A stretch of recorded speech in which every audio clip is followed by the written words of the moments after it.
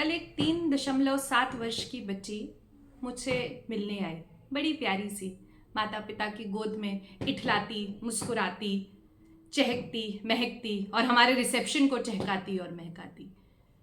आने के का कारण, मैडम सब कुछ ठीक है, मेरा बच्चा बस बोलता नहीं है। रिसेप्शन पे वेट करते हुए जैसे ही 5 मिनट हुए, फिर 10 मिनट हुए और जैसे ही 15वां मिनट शुरू हुआ, हाहाकार मचने लगा। हाहाकार इतना भयावना था, इतना डरावना था हम सभी वयस्कों के लिए कि सारे अपॉइंटमेंट्स को स्टैंड बाय में करके और बिटिया को जल्दी से मेरे केबिन में बुलाया गया। दीपांशी मैडम बोली, मैडम जल्दी से इनका कर दीजिए, इनका बच्चा इनको रुकने नहीं दे रहा है, उम्र पे ध्यान रखिएगा। 3.8 वर्ष। पिता से जब पूछा गया कि बताए क्या तकलीफ है आपको, आप क्यों आए हैं हमसे मिलने, तो बोले मैडम सब ठीक है, बस बच्चा बोल नहीं पाता, वो तो हमारे पीडियाट्रिशियन ने भेजा है कि आप देख लें, अब 3.8 साल की हो गई है बिटिया, तो कुछ तो करना ही चाहिए, तो आप मिल लें। इसलिए हम एक पीडियाट्रिक ऑक्यूपेशनल थेरेपिस्ट से मिलने आ गए। मैडम सब ठीक है, बच्चा बस बोल नहीं पाता है। किसी तरीके से चीख पुकार के बीच, मल्ल युद्ध के बीच इंफॉर्मेशन सीख करने की प्रक्रिया का आरंभ किया गया। बड़ी मुश्किल से बच्चे की चीख पुकार के बीच कुछ कुछ इंफॉर्मेशन समझ में आई और कुछ ऑब्जर्व करके लिख ली गई। जब तकलीफें पूछी गई, माता पिता फिर बोले मैडम सब ठीक है, बस बच्चा बोल नहीं पाता है। बच्चे ने समझ लिया कि ये मेरे चिल्लाने से मानने वाले नहीं हैं। लेके सामान फेंकना, माता पिता को काटना और यहां तक कि यूरिन भी पास कर देने जैसा सब कुछ हुआ।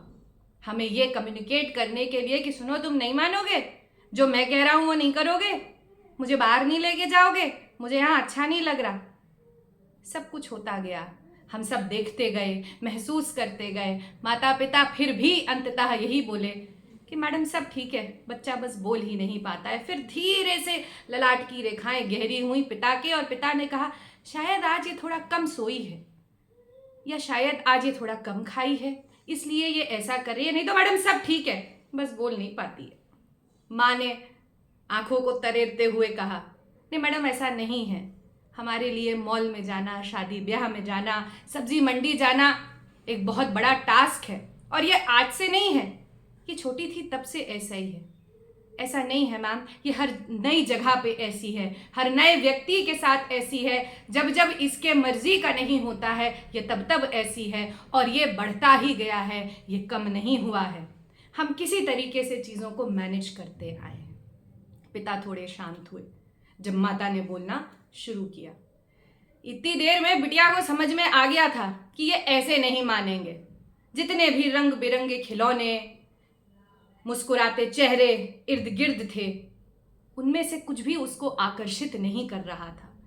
उसकी इच्छा, उसकी मंशा तो सिर्फ कोई ऐसी चीज में थी जो उसके ही मन में थी और वो अभिव्यक्त नहीं कर पा रही थी। बस बार बार कमरे के बाहर उंगली दिखाते हुए यही इशारा करती थी कि यहाँ से चलो, बस अब हो गया, अब बहुत देर इंतजार हो गया, मुझसे नहीं हो रहा ये सब, मैं बंद के नहीं रह सकती, मैं बैठ नहीं सकती, मैं क्यों तुम्हारी बात सुनूं, जो तुम कह रहे हो वो मैं क्यों करूं। किसी तरीके से इंफॉर्मेशन टेकिंग की प्रक्रिया को खत्म किया गया। मैं दोबारा बोलना चाहूंगी, रंग बिरंगे खिलौने, मुस्कुराते चेहरे, माता पिता और हेड के बीच में हो रही बातचीत को बच्चे ने ना रजिस्टर किया, ना प्रोसेस किया, तो कोई रिस्पॉन्स आने का तो गुंजाइश ही नहीं रहा। मैं आशा करती हूँ आप मेरी बात यहाँ तक समझ पाए होंगे, और मैं आपसे ये क्यों कह रही हूँ, क्यों ये कहानी आपको बता रही हूँ, आप ये भी समझ पा रहे होंगे। Initial observations and information seeking के बाद जैसे कि हम रूटीन की तरफ पहुंचे कि मैडम आप हमें ये बताएं कि बिटिया का दिनचर्या क्या रहता है, क्योंकि यदि उसको हमें कुछ सिखाना है तो हमें उसके एक्सपीरियंसेस को देखना पड़ेगा कि बच्चा पूरे दिन में किन एक्सपीरियंसेस को लेता है। तो धीरे से पिता बोले मैडम ये तो शिक्षिका है, ये तो स्कूल चली जाती हैं, मेरी 2 बेटियां और हैं, उनका देख रेख करके उन्हें स्कूल भेज दिया जाता है, बचा मैं, अब मेरे भी तो अपने काम होते हैं, तो इनके साथ कौन खेलेगा, इन्हें मोबाइल दे दिया जाता है। धीरे से पता चला कि बच्चे के दिनचर्या में 7 से 8 घंटा स्क्रीन टाइम है।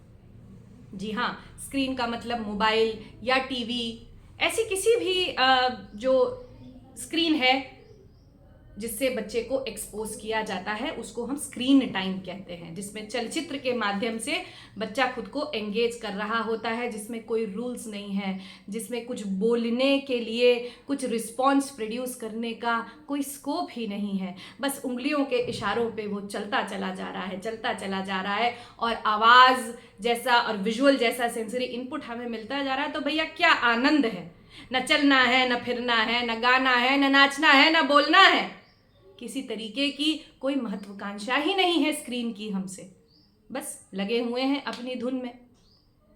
ऐसा सुनने के बाद मैं थोड़ी देर के लिए, कुछ सेकंड्स के लिए स्तब्ध हुई, क्योंकि अब ऐसा सुनना मेरी आदत हो चुकी है। हर दूसरा बच्चा, पर्टिकुलरली कोविड के बाद आ रहे ये छोटे छोटे नन्हे मुन्ने बच्चे यही कंप्लेंट लेके आ रहे हैं। जब थोड़ा दिनचर्या का और मूल्यांकन किया गया तो माता पिता ने 50 ऐसे कारण बताए बच्चे को स्क्रीन से एक्सपोज करने की मजबूरी को मजबूत बताते हुए।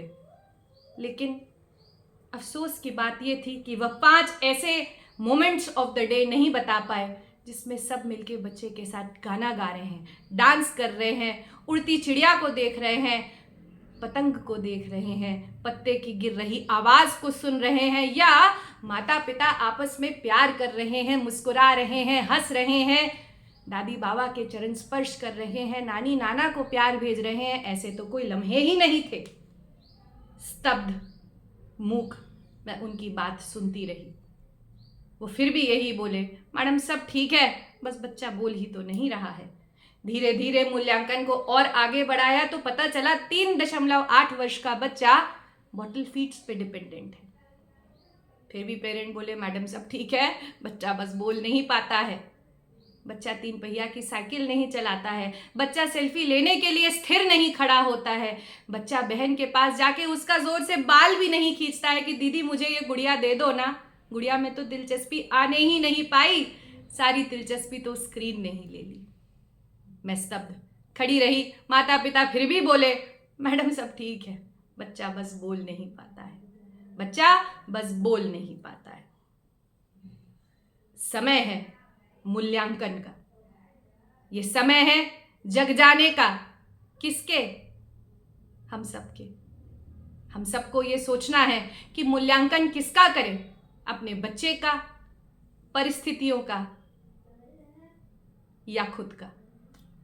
इस पे जरूर विचार करिएगा कि बच्चा सिर्फ बोलता ही नहीं है या कुछ और भी है।